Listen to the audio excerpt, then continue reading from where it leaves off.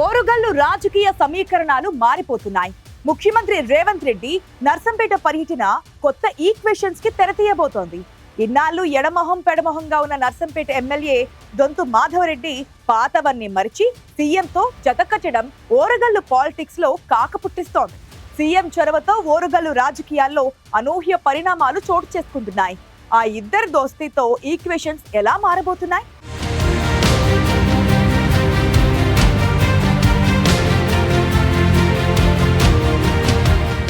ఎక్కడ నెగ్గాలో కాదు, ఎక్కడ తగ్గాలో కూడా తెలిసి ఉండాలి. ఆ విషయంలో సీఎం రేవంత్ రెడ్డికి ఓ ప్రత్యేక పంథా ఉందనే చర్చ అధికార పార్టీలో జరుగుతోంది. సాధారణంగా వ్యతిరేకించే నేతలను అష్టదిగ్బంధనం చేసేలా వ్యూహాలు రచిస్తారు. అధికార పగ్గాలు చేతిలో ఉంటే నయానో భయానో కాళ్లబేరానికొచ్చేలా చేసుకుంటారు. కానీ వరంగల్ నాయకుడి విషయంలో సీఎం రేవంత్ వ్యూహాత్మకంగా వ్యవహరించారు. పెత్తనంతో కాకుండా ప్రేమతోనే చేరువయ్యేలా చేసుకుంటున్నారు. అధికార పార్టీలో తనకు వ్యతిరేకంగా ఉన్న ప్రజాప్రతినిధులతో సఖ్యంగా ఉంటూ ముందుకు సాగుతున్నారు.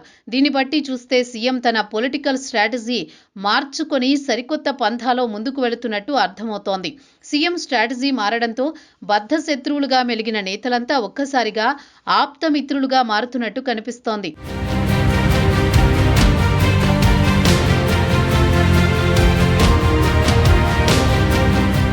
ఒకప్పుడు ఉప్పు నిప్పుగా ఉండడమే కాక అవకాశం వచ్చినప్పుడల్లా సీఎంను టార్గెట్ చేసి వ్యతిరేకించిన నేతలు క్రమంగా సపోర్టర్స్గా మారుతున్నారు. అధికార పార్టీలో బలమైన నేతలను గుర్తించి వారిని తన మద్దతుదారులుగా మార్చుకుంటున్నారు సీఎం రేవంత్ రెడ్డి. వరంగల్లో పార్టీ సీనియర్ నేత దొంతి మాధవరెడ్డితో కూడా ఆయన రిలేషన్ బలపడుతోంది. 10 ఏళ్ల తర్వాత రాష్ట్రంలో కాంగ్రెస్ పార్టీ అధికారంలోకి వచ్చినా కొందరు ప్రజాప్రతినిధులు సీఎం రేవంత్ రెడ్డికి దూరంగానే ఉంటున్నారు. కనీసం సీఎంను కలవడానికి ఇష్టపడని ఎమ్మెల్యేలు ఉన్నారు. అలాంటి నేతలను గుర్తించి వారితో ఉన్న అభిప్రాయ భేదాలను పరిష్కరించుకునేందుకు సీఎం తనకు తానుగా చొరవ చూపుతున్నారు. సీఎం హోదాలో ఉన్న ఒక మెట్టు దిగుతూ వ్యతిరేకించే నేతలను మచ్చిక చేసుకుంటూ పొలిటికల్ గేమ్ చేంజర్ గా మారుతున్నారు.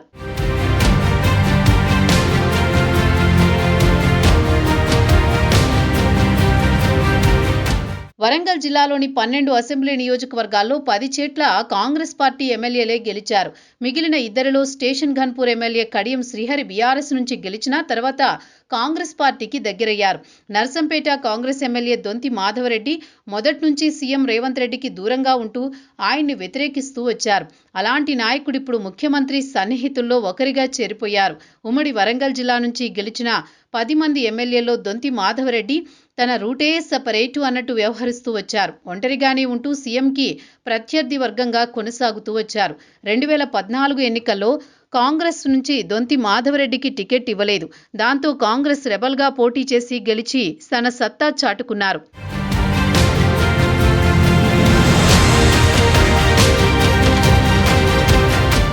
కాంగ్రెస్ అప్పట్లో అధికారంలోకి రాకపోయినా స్వతంత్రంగా వ్యవహరించారు దొంతి. ప్రలోభాలు, ఒత్తిళ్లకు లొంగకుండా తిరిగి కాంగ్రెస్లో చేరారు. పార్టీపై విధేయత ఉన్న దొంతి విషయంలో హైకమాండ్ పూర్తి సానుకూలంగా ఉంది. కాంగ్రెస్ అధినాయకత్వం తన విషయంలో సాఫ్ట్ కార్నర్తో ఉన్న ఎమ్మెల్యే మాధవరెడ్డి మొదటి నుంచి రేవంత్ రెడ్డికి కాస్త దూరంగానే ఉంటూ వచ్చారు. గత అసెంబ్లీ ఎన్నికలకు ముందు పీసీసీ అధ్యక్షుడి హోదాలో రేవంత్ రెడ్డి ములుగు నుంచి రాష్ట్ర వ్యాప్త పాదయాత్ర చేపట్టినప్పుడు తన నియోజకవర్గంలోకి రాకుండా మాధవరెడ్డి అడ్డుకున్నారు. మొన్నటి ఎన్నికల్లో కాంగ్రెస్ పార్టీ అధికారంలోకి రావడంతో పాటు దొంతి మాధవరెడ్డి కూడా మరోసారి ఎమ్మెల్యేగా గెలిచారు. రేవంత్ రెడ్డి సీఎం అయినా కూడా ఎమ్మెల్యే దొంతి మాధవరెడ్డి ఆయనతో అదే గ్యాప్ మెయింటైన్ చేస్తూ వచ్చారు. సీఎంను కలిసేందుకు కూడా దొంతి ఎప్పుడూ ఆసక్తి చూపలేదు.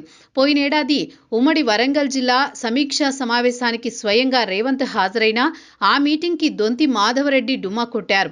నర్సంపేట నియోజకవర్గంలో ఉండి కూడా సీఎం కార్యక్రమానికి ఆయన దూరంగా ఉండడం అప్పట్లో చర్చనీయాంశంగా మారింది.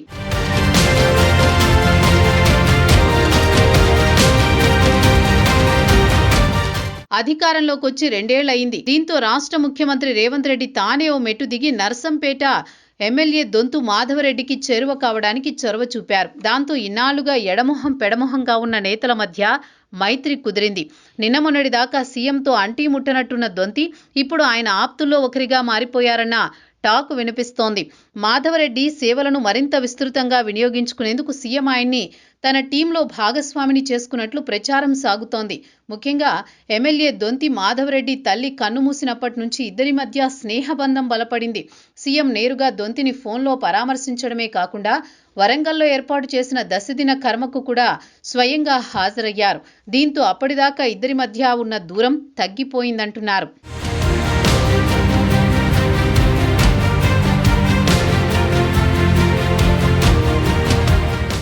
దొంతి మాధవరెడ్డి సైతం గతాన్ని మర్చిపోయి సీఎం రేవంత్ రెడ్డితో ఇన్నాళ్లు ఉన్న గ్యాప్ని పూడ్చుకున్నారు. ఇక అప్పటి నుంచి ఓరుగల్లు పాలిటిక్స్లో మాధవరెడ్డి పాత్ర పెరిగిపోయింది.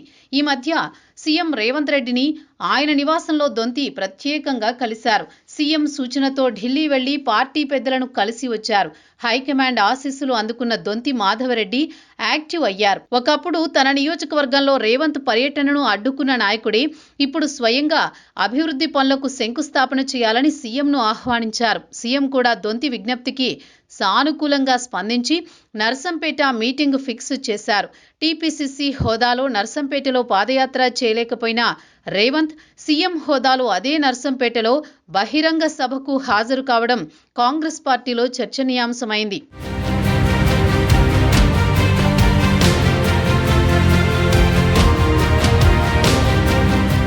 నర్సంపేట ఎమ్మెల్యేకు పార్టీలో ప్రభుత్వంలో ప్రాధాన్యం పెరగబోతోంది. సీఎంతో సన్నిహిత సంబంధాలు ఏర్పడడంతో దొంతిని ముఖ్య పదవి వరించబోతుందనే చర్చ సాగుతోంది. ఊహించని పదవి ఏదైనా ఇస్తారా, లేదంటే కీలకమైన నామినేటెడ్ పదవి ఇచ్చి గౌరవిస్తారా అనే గుసగుసలు వినిపిస్తున్నాయి. ఏదీ కాకపోయినా పార్టీలో కీలక పదవి దక్కొచ్చనే ప్రచారం సాగుతోంది. టీపీసీసీ అధ్యక్షుడు మహేష్ కుమార్ గౌడ్కి మంత్రి పదవి దక్కితే ఆ పదవి దొంతి మాధవరెడ్డిని వరించే ఛాన్స్ లేకపోలేదని రాజకీయ విశ్లేషకులు అంచనా వేస్తున్నారు. ఏదేమైనా ఓరుగల్లు రాజకీయాల్లో పెనుమార్పులు ఖాయమనే సంకేతాలైతే కనిపిస్తున్నాయి. నేతల నోట వినిపిస్తున్నాయి.